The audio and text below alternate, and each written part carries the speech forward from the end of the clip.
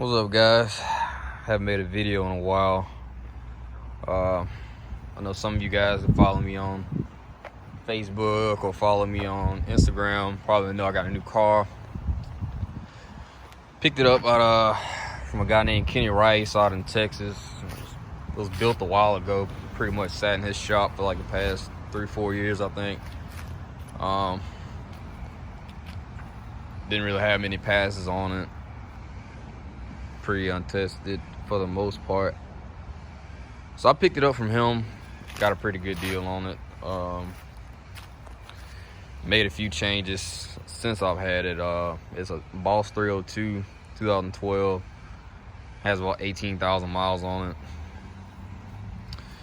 Some of the small stuff I've done is did the 13-14 headlights. It's a Boss, but I took the stripes off. I hate the fucking stripes that was on it. Lowered the intercooler some, get a little bit more airflow through it. Wheels, these are actually race stars. I've been having a lot of people ask me what kind of wheels they are. It's a new wheel that they got out. Actually, the back wheels, I don't think they've been out long at all. I don't think I've even seen another Coyote with them. But it's a 15 by 10 wheel. Looks pretty good. SFI, forged SFI wheel on the back, SFI forged wheel on the front.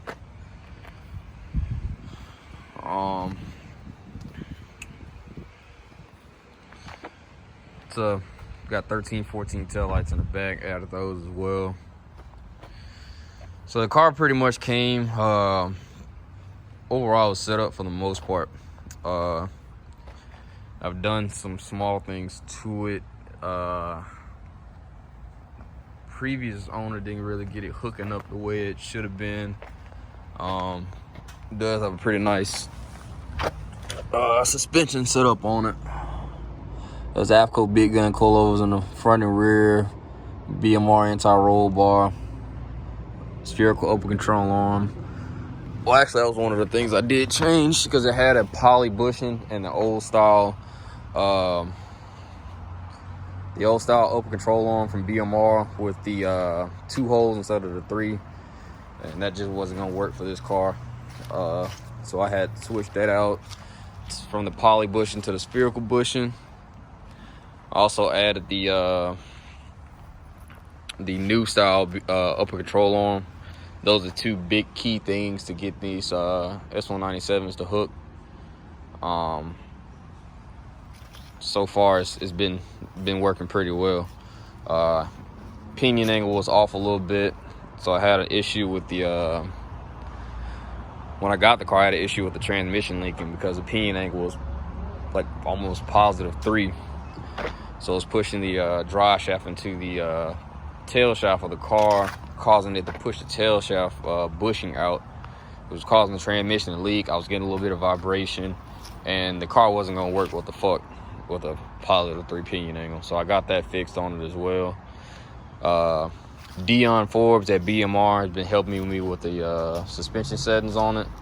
I mean, we got the car to go pretty fast on 3 passes with it, with just the baseline shock settings, and didn't have to really mess with anything else. Also has, like I said, AFCO big gun coilovers in the front. Does have a Watson Racing 6-point cage in it. I'm actually gonna add add the bars to make it a full 10-point.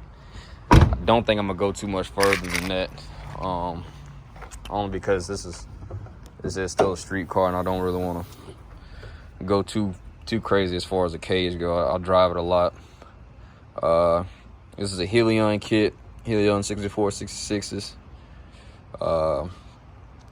This is their base kit. Outside of the intercooler is actually a 6-inch. You can kind of see it here. It's a 6-inch intercooler from Solly, so it's pretty big. It works pretty good. Definitely, if you trying to make any kind of big boost with one of these kits, you're gonna want to get an upgraded intercooler from somebody. Anti-gravity battery. Ray Rivera at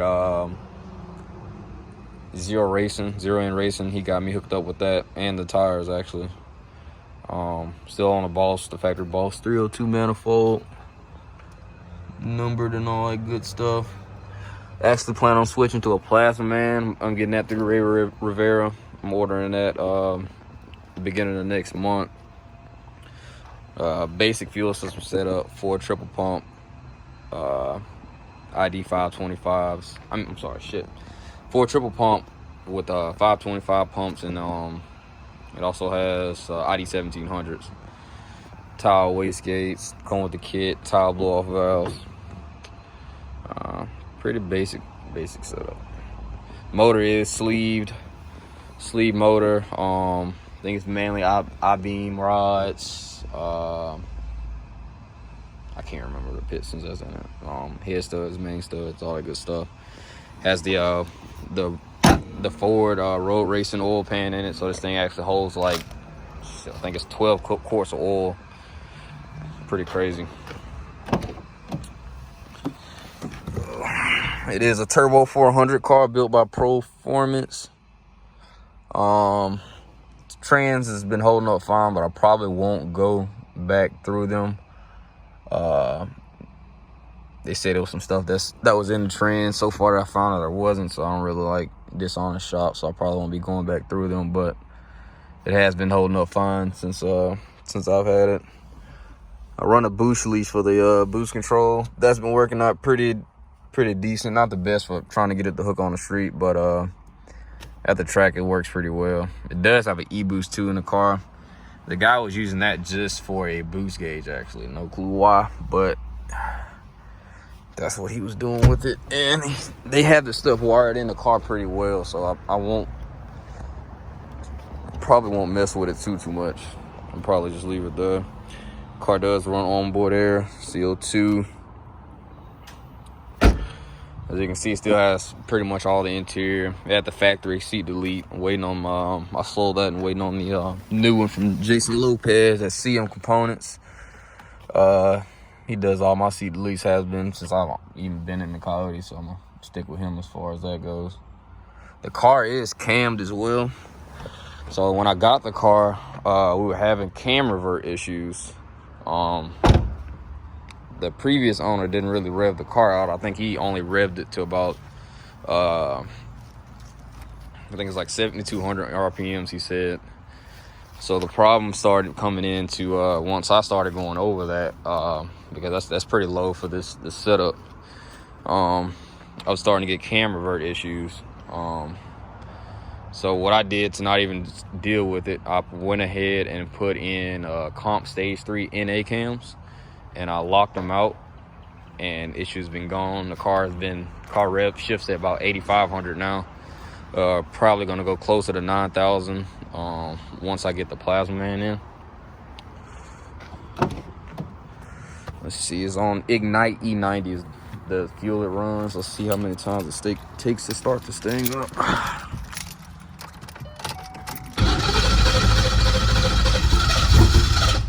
And you do still have to use the clutch pedal.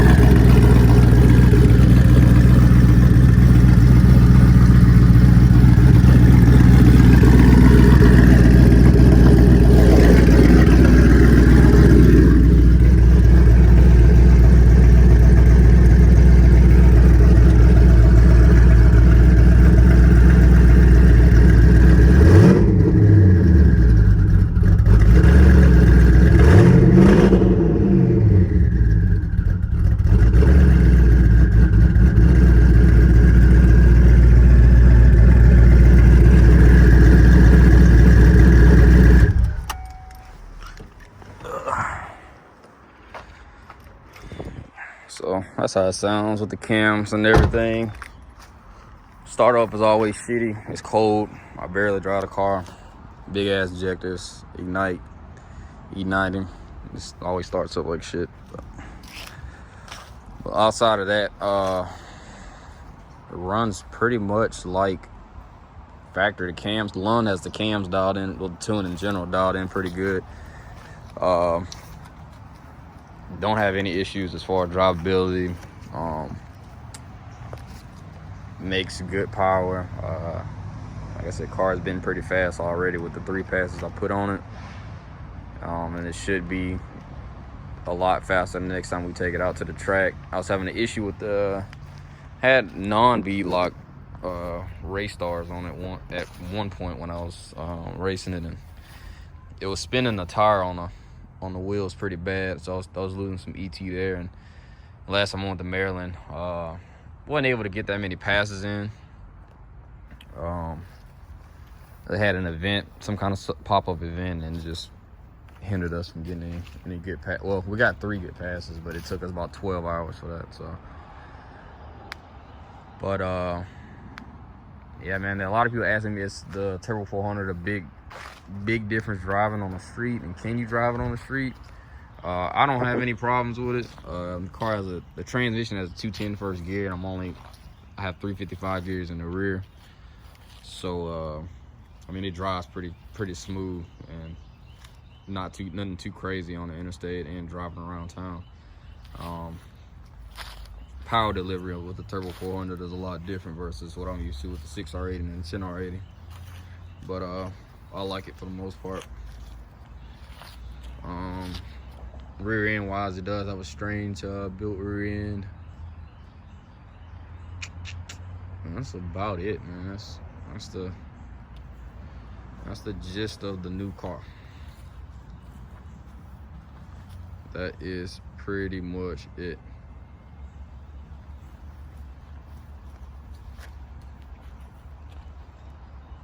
Appreciate you guys watching. Got any more questions or anything, feel free to hit me up.